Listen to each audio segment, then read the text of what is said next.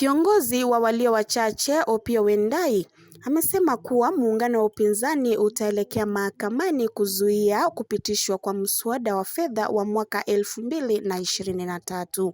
Akizungumza katika majengo ya bunge, Wandayi anasema kuwa iwapo mswada huo utapitishwa, watahamasisha Wakenya kwenda barabarani kuchukua hatua kubwa kulazimisha serikali kuacha kodi iliyopendekezwa. But in the unlikely event that they push this bill through using unorthodox means, including coercion, intimidation, and threats to gullible MPs, we are still not going to be short of options. There are so many options,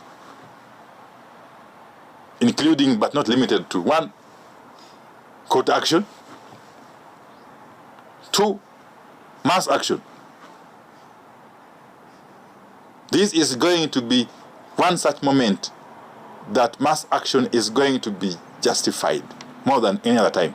Mimi naona kwanza president amesema hii bill tupende tusipende ipite.